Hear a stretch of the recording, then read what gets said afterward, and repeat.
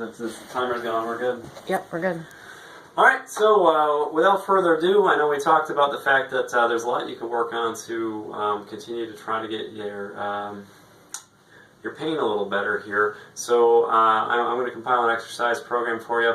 What I'd suggest is try this for 3 or 4 weeks, and then what I'm going to do is follow up with you, and we'll see where you're at and see if we need to give you some other things to work on. So the first thing we talked about was creating an end range load. You can either perform that in this position, or as well you can put your arm to the side of the wall. The basics of it are that you're trying to create a load with your spine in a neutral position to create some aggravation in your area on that right side, to see if you can create a more tolerance and a decrease in your pain. So there it is with the arm out. This is more of a preferred method if you can handle it, and what you're going to do is just bring it to where you feel that aggravation, come out, and then bring it right down. And then I'm going to give you the reps and sets to do it, and how often you should do it throughout the week on the email. So from there, what we're going to work on is a couple of stretches, and then more of a stability routine. So but I guess I'll just go through those real quick. So we're going to start on the floor, and I'll just go over the stretches for you. First one's fairly simple. Your feet are going to be a guideline to determine your limitations here. You're probably going to want to start off fairly close to your knees. So you see how my feet are straight, and then I kind of rotate them out. So from here in this position, what you're going to try to do is tighten up that stomach like we talked about, and I'll go over that again when I work on the stability routines, but this is more for mobility and stretching. So what you're going to do is try to bring your bottom down to your heels.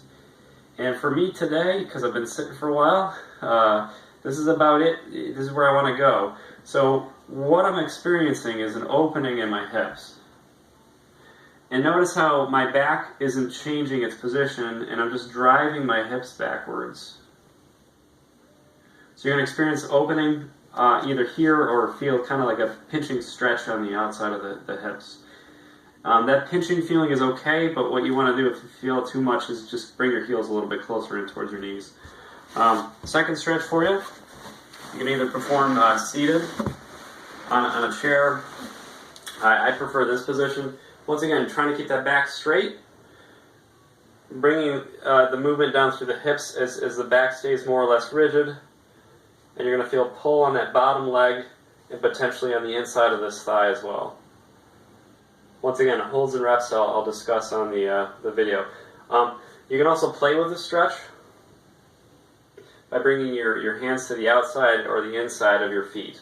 But essentially, you're trying to create two 90-degree angles, back nice and rigid, up, and you're going to try rotations or just go straight for the knee, keeping that back in as straight a position as possible. Similarly, on the other side, this is how you do it. You're going to notice one side's a lot more tight than the other. If you want to do it seated, if you can't handle that in a seated, a laying down position, you can just bring your leg up into this position. Once again, back straight, and you're just bending forward.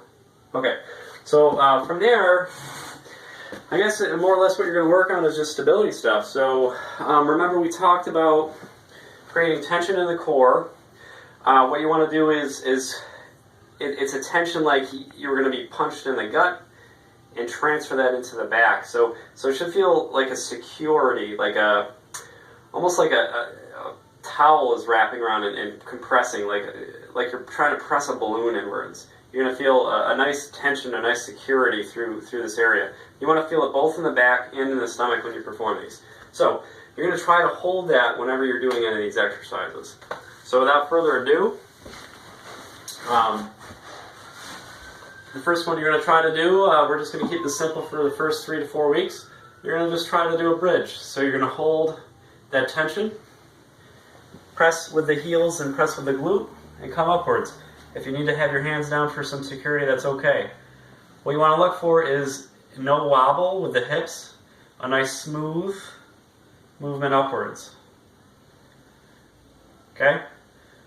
Second one you're going to perform is what's called a McGill crunch. So 3 positions, fingers under the back, legs straight. and head in a nice engaged position.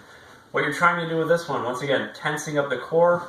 You're providing a challenge by rotating the elbows upwards, bringing the head slightly up, and bringing the legs slightly up. Notice my back did not compress or move. It's very tense and stable. I'm providing some challenge, which I should feel more through here than anywhere. And you're going to hold that for some seconds.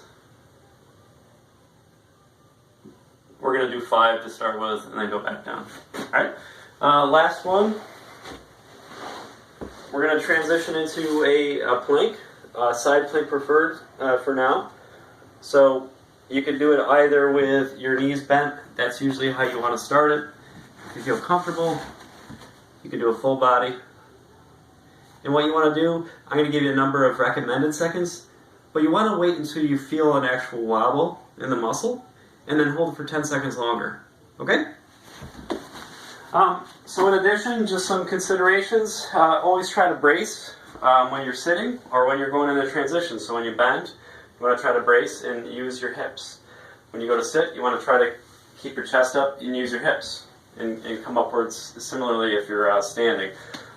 Getting out of bed also. You can provide challenge to your body every single time you do one of these. It could be an exercise every single time you do a movement. Let me know if you have any questions, and I'll hear from you soon. Alright, that's it.